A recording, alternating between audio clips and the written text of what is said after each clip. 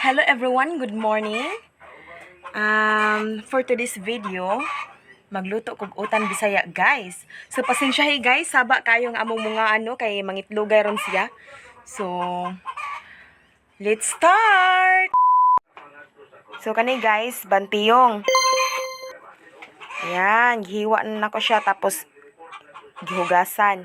Nya kani siya ang gabi or butig sa Bisaya. So, actually guys, ako na siyang gilungag hapon, pero kay wala mahurot na mo ni Papa kay kamerang duha na ngaon. So, ako na siyang gipanitan, tapos isagol na ako siya sa utan pod. Kay sayang man sad kong ilabay, di ba? So, nanasad ko giharos diri nga kamunggay. Ayan. Saba kay ang manok namo guys, kay mangitlogay. And then, nasad ko nakuha karong buntaga guys, mga talbos ng kamote o tinangkong. Ayan. Yan ang hitsura ng tinangkong. Ito, talbos ng kamote. So, isagol na ko siya guys para daghan og gulay. Kay mas ganahan ko nga daghan og gulay. Isagol sa utan Bisaya. So, na. And guys, kakain na si Papa. Say good morning, Father. Pangagda. Pangagda diha. Nahihiya siya sa camera guys. So ayan ang ulam niya. Ito may nakuha kami kagabi guys, kay nanulot ni Papa dito sa dagat.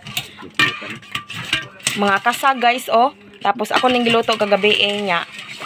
Pag karong buntaga akong giinit para pamahaw ni namo. Ayan. Plus itlog sa kubutan daw ni. So kisa may nakailaan ni. Ayan.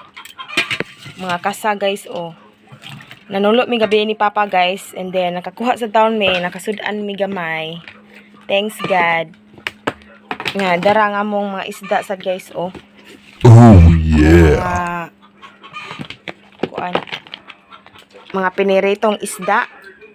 Yan. Mga piniritong isda. Crispy yarn. Mga danggit. A few moments later.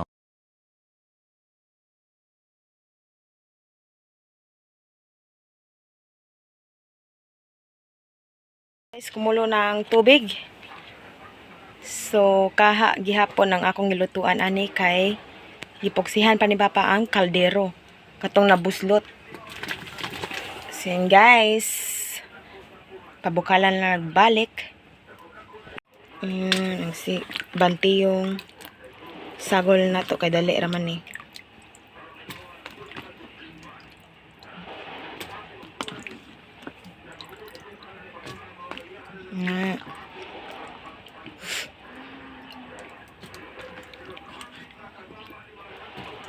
Yan. Pabukalan to balik guys. Yan na guys, malambot na ang bantiyong at saka gabi. Ako nang ipabukalan maayo. So, pwede na nato ilunod ang kamunggay with talbos ng kamote. So, hinugasan ko na ito guys. Malinis na po ito. So, pwede na natin ilagay doon. Yan. Tapos, tinimplahan ko ng asin at saka konting Ajinomoto.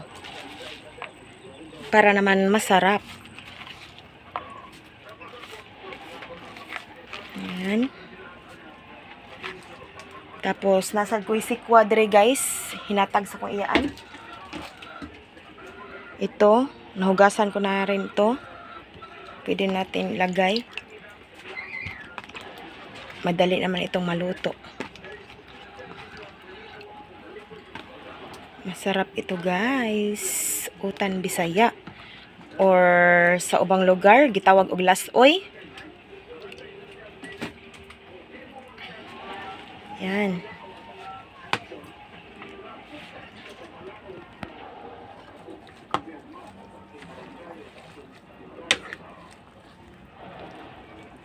Para ma-mix Tapos, takpan natin ulit guys.